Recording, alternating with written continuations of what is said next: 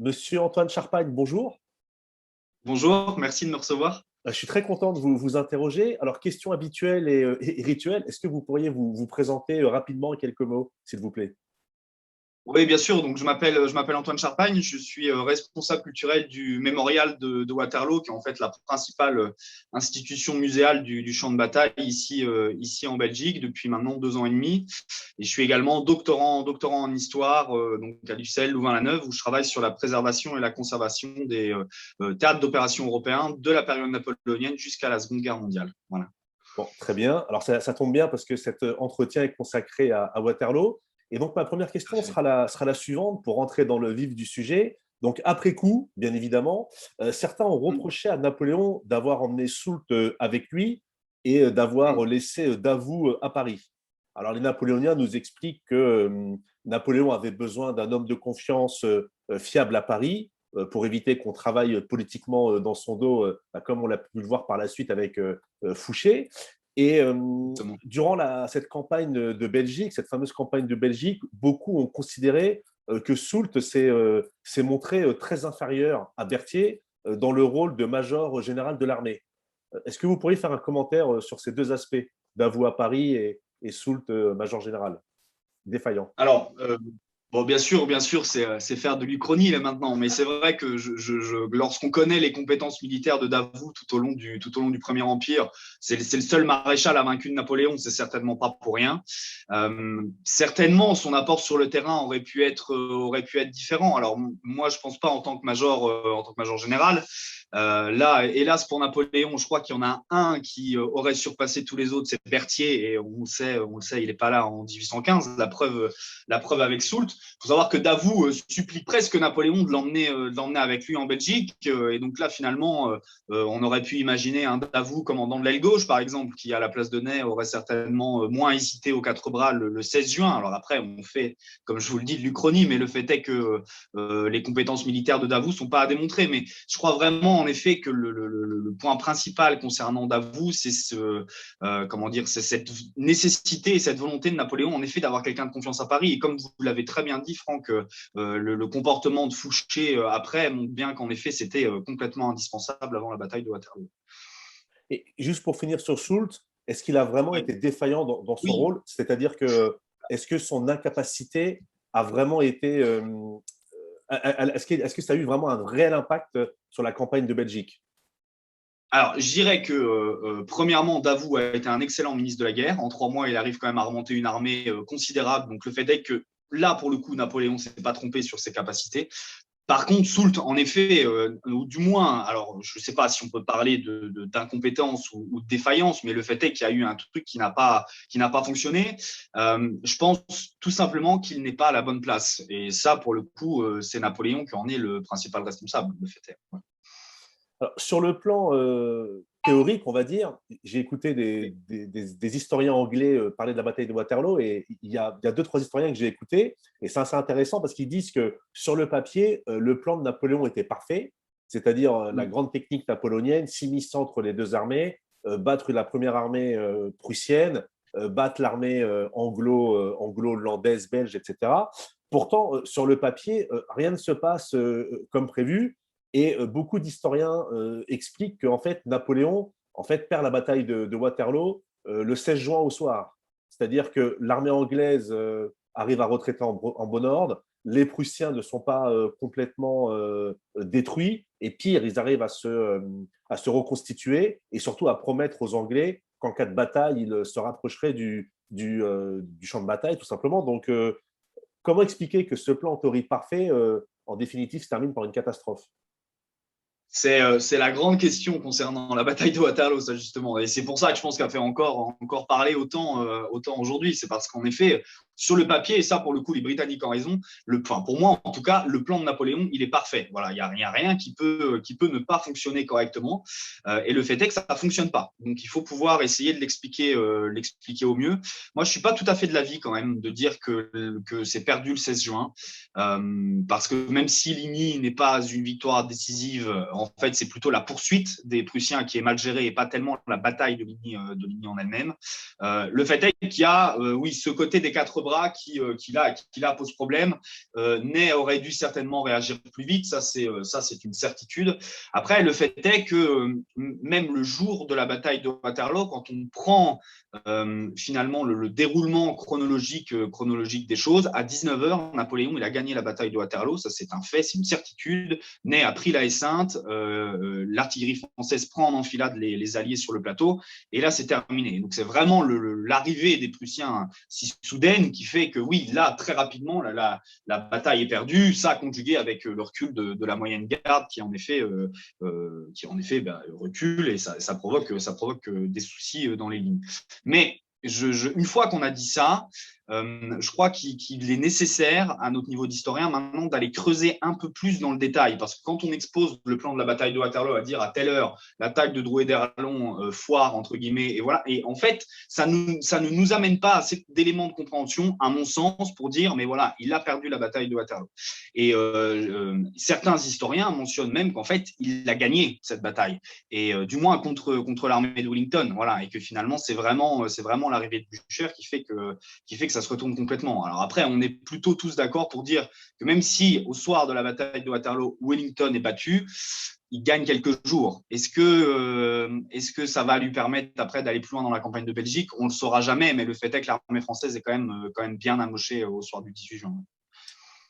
J'étudie cette bataille depuis très longtemps, parce que je la trouve passionnante, et il y a quand même quelque chose d'intriguant et de surprenant avant Waterloo. Donc c'est le 16 juin, lorsque Napoléon combat à Ligny et né aux Quatre Bras. Il y a quelque chose vraiment de surprenant, voire même d'étonnant. C'est le corps de Drouet d'Erlon qui fait des allers-retours entre Ligny et Quatre Bras, et il est ni décisif pour l'un ni décisif pour l'autre.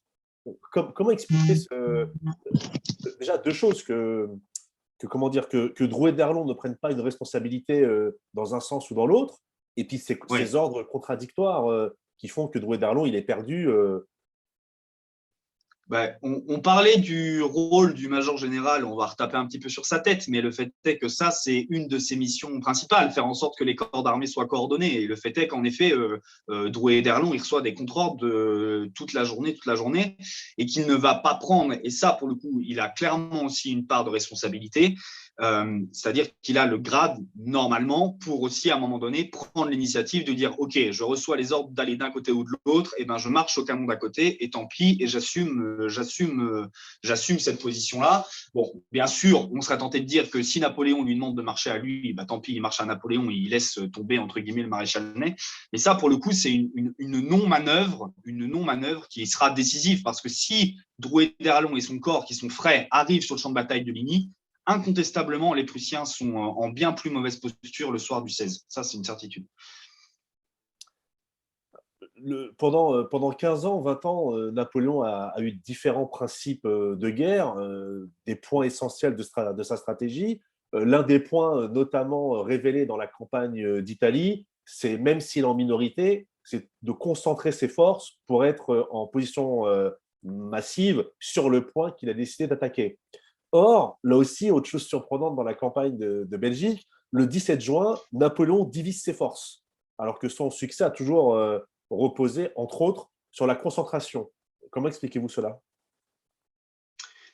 Je crois qu'arrivé le 17, il est un petit peu acculé.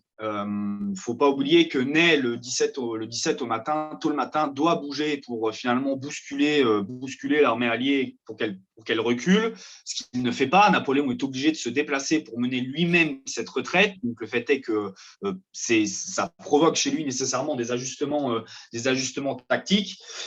Et au niveau du fait d'envoyer le corps de Grouchy à la poursuite des Prussiens, puisque j'imagine que c'est ça dont vous parlez, il prend la décision avec du retard, mais pour moi, c'est pas tout le monde analyse ça comme étant une erreur en disant il a trop tardé, mais pour moi, en réalité, justement, il prend son temps pour réfléchir à toutes les options et justement pour se dire est-ce que c'est vraiment nécessaire que je divise autant mes forces et que j'en envoie autant à la poursuite des Prussiens, puisqu'il ne faut pas oublier qu'au départ, Napoléon pense que les Prussiens, ils ont pris la route de Namur et que donc ils rentrent en Allemagne. Et que c'est après seulement qu'on se rend compte que finalement, ils ont pris la route vers Wavre et que ça provoque ce retard du côté de Grouchy qui était pour le coup infaillible et pour lequel il ne peut rien faire. Voilà, depuis 200 ans, on tape sur la tête à Grouchy, mais le fait est que pour le coup, son comportement, il est si ce n'est discutable, oui, ok, mais en tout cas pas critiquable parce que pour le coup, il a fait ce qu'il pouvait faire entre ses mains et avec les ordres qu'il a reçus. Et là encore, ça vient plutôt du côté de l'état-major général et du côté du maréchal Soult qu'il y a un problème de ce côté-là. En fait, je pense vraiment que Napoléon va se rendre compte très vite qu'il y a quelque chose qui ne fonctionne pas du côté du maréchal Ney. Ça, moi, j'en suis persuadé. Et après lecture des rapports, des événements, on se rend compte très vite qu'il y a un souci. Et finalement, ce manque de confiance, il se fait aussi ressentir jusque dans les lignes. Autant les hommes de la campagne de Belgique, qui est une armée, en fait, une armée formidable. Hein, c'est peut-être l'une des meilleures qu'il ait jamais eu à sa disposition, si ce n'est la meilleure. Moi, c'est l'analyse que j'en fais, en tout cas. Autant ont confiance en Napoléon, autant n'ont pas confiance en ses subordonnés, que ce soit généraux ou maréchaux. Et donc, je pense que ça se fait aussi ressentir très vite. Et c'est aussi pour ça que, de fait, il se sent obligé le 17 d'aller prendre la tête lui-même de la retraite des troupes de Wellington jusque sur le plateau de Mont-Saint-Jean le 17 au soir. Alors, vous avez parlé rapidement, donc vous me facilitez la transition. Pendant longtemps, les historiens ont rendu Grouchy coupable de la défaite. Puis, avec le temps, les historiens ont pris sa défense en évoquant le manque d'ordre, des ordres imprécis, le fait d'ordonner la poursuite 15-16 heures, voire même 17 heures après la fin de la bataille. Et pourtant, aujourd'hui encore, lorsqu'on lit certains livres d'histoire, j'ai lu que beaucoup reprochaient encore à Grouchy sa mollesse dans la façon de poursuivre les Prussiens. Par exemple, il y a un chiffre qui est quand même assez révélateur, me semble-t-il, c'est qu'il fait à peine 10 km. Il avance à peine de 10 km. Donc,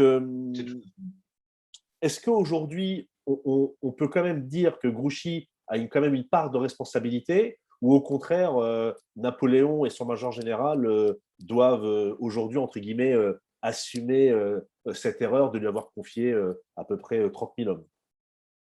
Pour moi, tout découle du fait. Alors, Grouchy est un excellent général de cavalerie de la Révolution de l'Empire. Déjà, ça faut le dire, c'est un excellent militaire, un excellent tacticien. Le fait est qu'il soit à cette place-là, et que Napoléon l'ait mise à cette place-là, c'est pas du hasard. Il mérite vraiment, pour moi, cette place de maréchal d'Empire et pour le coup de dernier maréchal d'Empire. Ça, pour moi, il n'y a pas de débat là-dessus. Après, pour moi, le major général et Napoléon sont les. Déjà parce que Napoléon est chef de l'armée, donc il en est le responsable pour moi, doivent porter la responsabilité de cet échec-là. Voilà, totalement.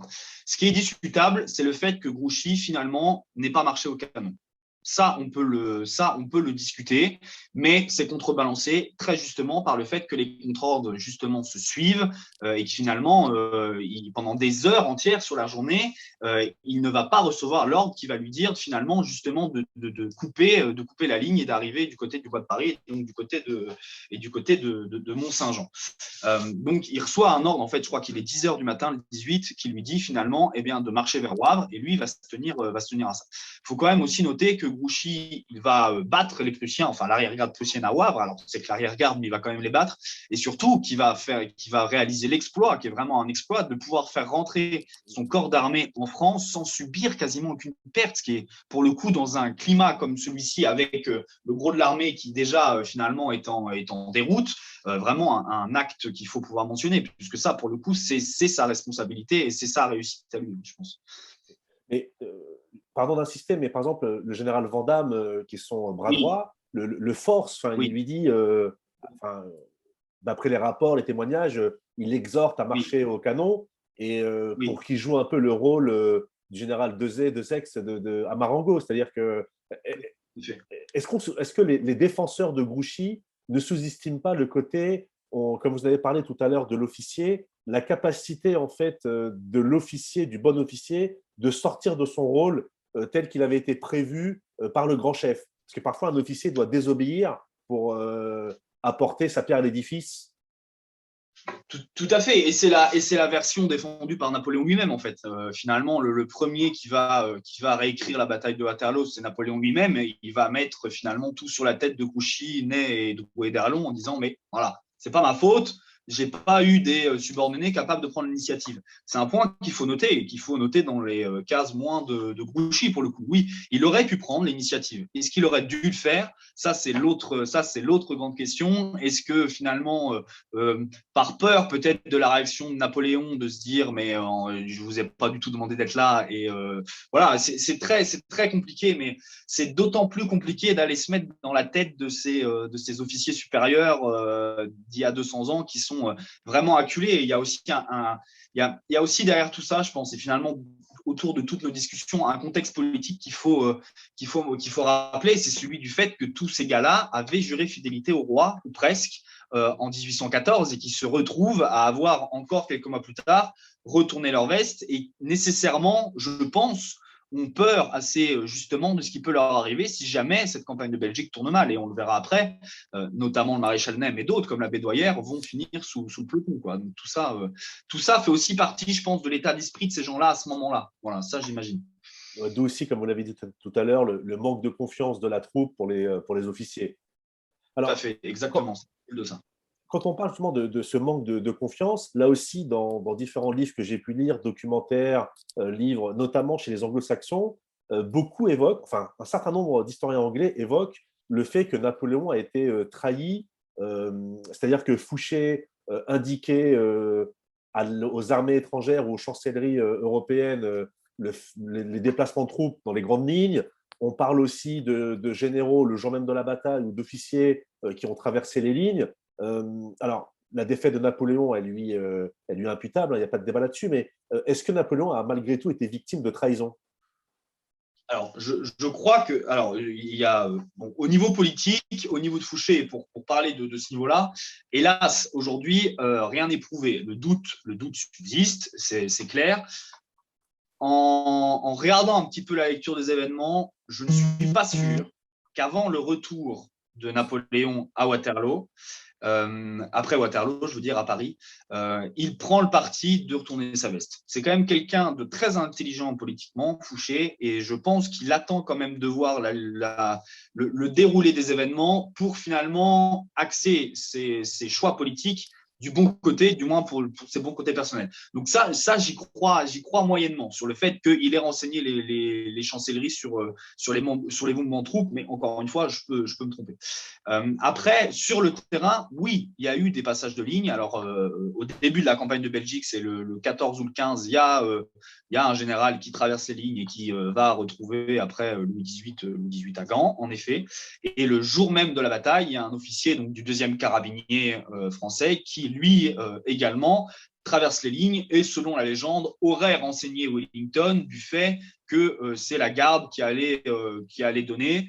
Bon, même s'il l'a fait, vu l'heure à laquelle il l'a fait, Wellington a peu de doute en réalité, je pense à ce moment-là, sur le fait que c'est la garde qui va donner. Je ne suis pas sûr qu'il a apporté une information qui soit décisive, mais le fait est qu'il y a quand même un climat, même dans les rangs, oui, de gens, et ça rejoint un petit peu ce qu'on disait tout à l'heure autour de ce contexte politique, qui ne savent pas vraiment où se placer. Et je pense que ça, c'est témoin de ça aussi. Ouais. Alors, tout le monde reconnaît que Napoléon, à son retour de l'île d'Elbe, s'est un peu empâté, il est fatigué. Lors de son retour aux Tuileries, beaucoup disent qu'il est moins vif, qu'il a l'œil, enfin, le regard un peu hagard, il n'a plus cet œil pétillant vif. Et il y a un point que j'aimerais aborder avec vous, alors très rapidement, c'est le jour du 18 juin. Là aussi, il y a beaucoup d'historiens qui disent que Napoléon avait été malade, enfin qu'il a été malade, pardon, et qu'il aurait souffert d'hémorroïdes. Est-ce qu'on en sait plus là-dessus? Alors, quand on lit les mémoires d'Ali, notamment, hein, le Mamelouk Ali, Louis-Étienne de Saint-Denis, qui l'accompagne tout au long de la campagne, en effet, on se rend compte que les jours avant Waterloo, on pourrait assimiler ça à ce qui est une crise actuelle d'hémorroïdes. À l'époque, on n'appelle pas forcément ça comme ça, donc c'est un petit peu compliqué de le relier, mais le fait est qu'en tout cas, Napoléon est dérangé, ça c'est une certitude, et que du coup, le 18 juin, il l'est également. Après, sur le fait de dire que Napoléon était malade, pour moi, c'est un petit peu une excuse aussi, employée parfois par les pro-Napoléon, pour dire, mais en fait, ça a foiré, parce que Napoléon était malade et n'était pas à 100% de ses moyens. On l'a dit, le plan de Napoléon, sur le papier, il est parfait. Ce qui veut dire qu'il a quand même l'intellect assez en route pour pouvoir encore provoquer des coups de génie. Et pour le coup, voilà, vraiment, les Alliés et Wellington sont surpris de le voir arriver si vite aux quatre bras. Enfin, l'épisode du bal de la duchesse de Richmond, il existe vraiment, quoi. C'est pas fin, ça. Donc, le fait est que je pense qu'il a encore toutes ses capacités mentales pour faire un coup en Belgique. Ouais. Mais est-ce qu'il a quand même eu des difficultés à monter à cheval ce jour-là, qui l'auraient empêché Oui, de faire des le jour-là, reconnaissances de oui, troupes? d'ailleurs, oui. Alors, en fait, d'ailleurs, pour être très clair, la version défendue par Napoléon, c'est qu'il repère le champ de bataille le 17 au soir avec Gourgaud dans la nuit. Ça, c'est complètement faux. Napoléon, en arrivant le 17 au soir au Caillou, il est crevé, il a plu toute la journée, il a les bottes à l'écuyère, donc arrive aux genoux qui sont pleines de flotte. Le fait est qu'il va se coucher parce qu'il est persuadé à ce moment-là que Wellington ne va pas défendre la position sur laquelle il est. Parce que c'est une position qui est intenable. Et ça, pour le coup, il a raison. Parce que derrière lui, Wellington, il a la forêt de Soignes et du coup, il n'a quasiment aucune ligne de retraite au cas où ça tourne mal. Et le fait est, c'est pour ça que notamment sur son aile droite à côté de Goumont, Napoléon a fait mettre les chevaux légers lanciers de la ligne de Piré. On a toujours dit, mais c'est complètement idiot d'avoir mis le général Piré là parce que ça aurait fait de la cavalerie en plus, mais pas du tout. Parce que si Hougoumont est pris par les Français et par les attaques du prince Jérôme, Piré est là tout de suite pour prendre à revers les troupes alliées qui, du coup, feraient retraite. Et donc là, pour le coup, c'est terminé pour Wellington, hein, complètement. Donc voilà, je crois qu'il a vraiment été embêté. Et le fait est qu'il n'a pas beaucoup passé de temps à cheval sur la journée même de Waterloo. Il est plutôt à Rossomme, donc au niveau de son poste d'observatoire. Par contre, il ne faut pas oublier non plus qu'au soir de la bataille, au départ, il part dans une berline, mais que les Prussiens arrivant vite, il descend de berline et il part après à cheval. Donc, il a quand même la capacité de rester à cheval. Ça, c'est sûr. Les jours suivants, il va rester plusieurs dizaines d'heures à cheval. Il y a aussi quelque chose d'étonnant dans cette bataille. Le mot revient souvent. Comme vous l'avez dit, cette bataille est finie en déroute. Pourtant, il y a eu des erreurs du côté français, des manquements, Ligny, les quatre bras, l'acharnement de Jérôme, les charges de cavalerie de Ney non préparées. Et pourtant, Wellington, lorsqu'on lit les résumés de la bataille côté anglais, à 18h, 19h, il commence déjà à donner des ordres pour la retraite. Il y a cette fameuse phrase, réelle ou non, donnez-moi la nuit ou donnez-moi Blücher. Donc, comment expliquer qu'une bataille avec toutes les erreurs, tous les manquements, est considérée quasiment comme gagnée à 18h ou 19h et finalement, c'est la débandade totale? Peut-être parce qu'elle est mal retranscrite depuis 200 ans, en fait. Je crois qu'il y a un peu de ça. Dans le sens où on a mis le doigt sur les erreurs qui ont entraîné la défaite de Waterloo, mais en connaissant, nous, le résultat final, bien entendu. Voilà. Alors qu'il faut les analyser, je pense, de manière différente. Dans le sens où Napoléon a gagné une première fois la bataille de Waterloo, un petit peu après 13 heures, quand Drouet d'Erlon et le premier corps arrivent sur le plateau. Parce que là, ils ont dépassé la Haie-Sainte. Et donc, ils sont sur le plateau. Donc là, c'est gagné. C'est-à-dire qu'il y a juste un coup de boutoir à mettre. Et le fait est que Wellington est obligé de reculer. Bon, il y a la contre-charge britannique, on sait comment ça se passe, ça se débande complètement. Donc le fait est qu'il y a eu des erreurs plusieurs fois sur la journée, mais même si les charges de cavalerie françaises ont été un échec, les troupes britanniques, après, elles sont exsangues. Il faut imaginer, c'est quand même entre 8 et 10 000 cavaliers au maximum sur le plateau qui chargent en même temps sur des carrés britanniques. C'est du délire, c'est complètement fou. Alors, en effet, il y a eu un acharnement de Ney qui fait que une fois que ça c'est fait, eh ben, la cavalerie française elle n'existe plus. Et bien entendu, au prix des montures et de la formation d'un cavalier, pour l'armée napoléonienne, c'est une perte qui est considérable.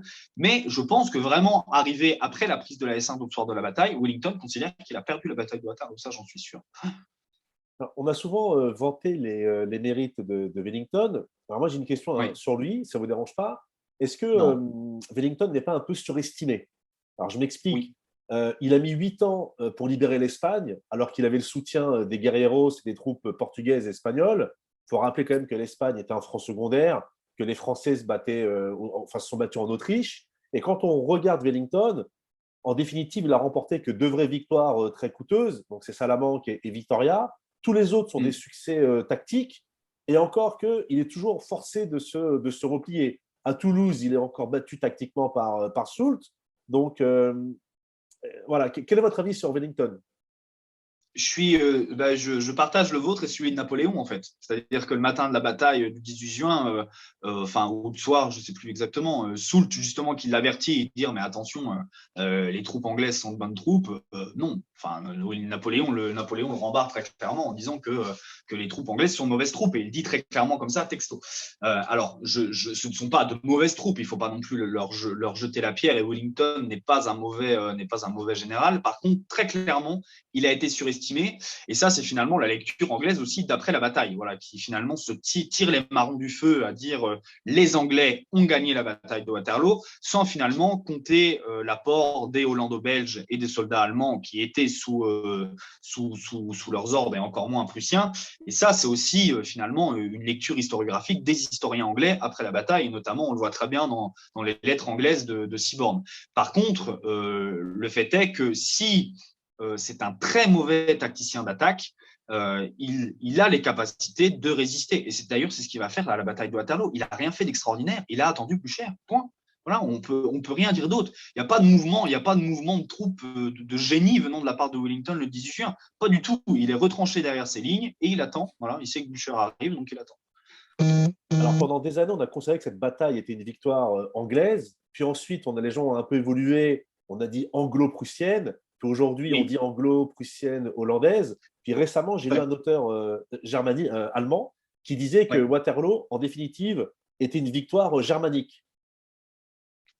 C'est pas si faux, dans le sens où en effet, Wellington, il a des troupes varsouviennes, des troupes hanovriennes qui sont sous ses ordres, et bien entendu, l'apport des Prussiens est décisif. Alors après, du coup, autant dire que Waterloo est une victoire anglaise, c'est réducteur, autant dire que Waterloo est une victoire allemande, c'est aussi réducteur, parce qu'il y a quand même d'excellentes troupes hollando-belges dans les rangs de Wellington, qui sont pour le coup très nombreuses et quasiment majoritaires, et qui connaissent surtout, et c'est ça qui est extraordinaire, qui connaissent les manières et les tactiques de faire des Français, puisque c'est des gens qui se sont battus pour la plupart pendant parfois 10 ou 15 ans dans les gens qu'ils ont en face, avec les gens qu'ils ont en face en 1815. Donc ça, c'est une donnée qu'il faut pas trop réduire. Je pense vraiment que l'apport des troupes hollando-belges, même si Wellington ne leur fait pas confiance, et l'épisode de la brigade Bayland le montre bien, ce sont des excellents soldats, des excellents. J'ai encore deux questions. Donc, après Waterloo, Napoléon médite sur ses regrets, refait la bataille. Et il dit deux choses qui sont intéressantes. Il dit à Waterloo, il ne m'a pas manqué grand-chose. Il aurait juste fallu enfoncer 3-4 carrés anglais. Et Murat était le meilleur pour cela. Et puis, il dit aussi, parce que c'est un maréchal que j'aime bien, c'est le maréchal Bessières. Il dit si j'avais eu Bessières pour commander ma garde, j'aurais gagné Waterloo. Qu'est-ce que vous pensez de ces deux phrases et surtout de la réalité tactique et opérative sur le terrain? Je crois que du coup, le pauvre Napoléon, après la bataille de Waterloo, a beaucoup de temps pour y réfléchir. Ça, déjà, c'est une certitude. Donc, ça tend un peu parfois à l'Uchronie. En effet, moi aussi, je suis comme vous, j'aime beaucoup Bessières. C'est un de mes préférés, si ce n'est mon préféré. Je crois que vraiment, il est à la bonne place à la garde, et c'est un excellent tacticien, un excellent chef de guerre. Ça, et je crois qu'il n'y a aucun débat là-dessus. Je crois qu'en réalité, il est plutôt déçu, Napoléon, de la maladie qui en fait était plutôt une maladie diplomatique de Mortier qui devait commander la garde. Je crois que ça, pour le coup, c'est vraiment pour lui une déception, parce que je pense qu'après Waterloo, il se rend compte que c'était fin. Voilà. Et nécessairement, avant, c'est Bessières. Bessières l'a jamais déçu, au contraire. Et je pense qu'il est un petit peu aussi peut-être nostalgique de cette période faste des armées napoléoniennes. Bessières, c'est quelqu'un qui l'a perdu sur le champ de bataille. Alors pas Murat. Murat, c'est un petit peu plus comment dire, délicat pour lui, dans le sens où à travers cette phrase que vous avez citée très justement, il reconnaît peut-être une erreur de sa part. Puisqu'en fait, Murat se met à son service en 1815. S'il a envie de Murat, il peut le prendre, et il ne le fait pas. Et je crois qu'il ne le fait pas pour des raisons toutes personnelles, puisqu'en réalité, Murat, on le sait, en 13-14 a flirté avec les Autrichiens au point de trahir. Alors ça n'enlève rien au fait que c'est un excellent militaire. C'est un politique comment dire, un peu moins affûtée. La preuve avec la fin tragique qu'il a pu avoir. Et je pense qu'en fait, il est déçu du comportement de sa sœur, surtout, et de son beau-frère. Et c'est pour ça qu'il refuse ses services. Parce que c'est sûr qu'un Murat à la tête de la cavalerie, ça a toujours eu beaucoup plus de panache. Après, est-ce qu'un Murat à la place d'un Ney à la tête de ses charges de cavalerie, ça aurait changé quelque chose? Je ne sais pas et je ne suis pas sûr. Parce qu'en réalité, s'il y a eu manque de préparation des charges de cavalerie, c'est parce que les subordonnés qui sont derrière Ney, notamment dans le témoignage de Debrac et d'Alancier Rouge, on le voit bien, suivent alors qu'ils n'en ont pas reçu l'ordre déjà. Donc finalement, Ney, qui au départ demande une brigade du cuirassier, se retrouve avec des milliers de cavaliers sur le plateau tout de suite, alors qu'il ne l'a pas forcément demandé. Et surtout, Napoléon, en réalité, manque de réserve d'infanterie pour pouvoir soutenir le maréchal Ney. C'est pour ça d'ailleurs que c'est Napoléon qui prend la décision de faire donner la garde et la cavalerie de la garde pour pouvoir soutenir, parce que finalement, il se refuse encore à cette heure-là à faire donner sa garde impériale en infanterie, j'entends. Donc, est-ce que d'avoir un Murat à la place, ça aurait changé quelque chose? Ça aurait apporté plus de fougue, ça c'est certain, et pourtant on ne peut pas dire que Ney n'a pas été fougueux à Waterloo. Est-ce que sur le tactico-tactique, ça aurait changé quelque chose? Je ne sais pas, j'ai des doutes. Donc, dernière question. Napoléon défait à Waterloo, est-ce que c'est un rendez-vous manqué avec l'histoire? Certainement, certainement. Après, j'ai toujours l'habitude de dire qu'il a perdu la bataille sur le terrain. Par contre, celle qu'il a gagnée, c'est la dernière, c'est celle de la légende. Là, elle est pour lui. Enfin, c'est-à-dire que, sans vous mentir et sans exagérer, la plupart des Français qui viennent ici sur le champ de bataille de Waterloo pensent que Napoléon a gagné la bataille de Waterloo. C'est pas une bêtise, quoi. Donc, ils arrivent en disant que Napoléon, c'est le grand vainqueur de la bataille de Waterloo. Donc, c'est un rendez-vous manqué avec l'histoire dans le sens où je pense que son plan global en 1815 est très bon. Pas seulement celui de la bataille de Waterloo dont on parle tout à l'heure, mais l'idée de dire je les bats séparément en espérant que les deux se désolidarisent, le 16, ça peut se passer. C'est-à-dire que si Ney arrive vraiment à bousculer les Alliés et que Wellington ait bousculé le 16 et qu'il doit repartir, je ne suis pas sûr qu'il remonte vers la position de Mont-Saint-Jean, mais qu'il prenne plutôt la route d'Ostende et donc finalement d'aller tout de suite vers la mer. Et donc là, Blücher, quoi qu'il fasse, se retrouve plus ou moins esselé. La réalité, je pense que si Napoléon gagne la bataille de Waterloo, il souhaite rentrer dans Bruxelles et provoquer chez la coalition une espèce de peur panique qui provoquerait une demande d'armistice émanant d'un côté ou de l'autre et gagner un petit peu de temps de ce côté-là. Donc pour ça, c'est un rendez-vous manqué avec l'histoire. Oui, parce que et puis parce que voilà, on le dit depuis tout à l'heure, mais ça s'est joué à très peu de choses. À 19h, il a gagné, à 19h15, il a perdu. C'est une des seules batailles de l'histoire où ça se passe comme ça. Alors il a déjà connu ça, lui, à Marengo. Vous le disiez aussi tout à l'heure très justement, l'arrivée de Desaix, elle a été là-bas décisive. Là, ça s'est pas fait, mais donc en effet, c'est un rendez-vous manqué avec l'histoire, je pense. C'est plutôt bien résumé. Merci, ça sera le mot de la fin. Avec grand plaisir. Merci à vous.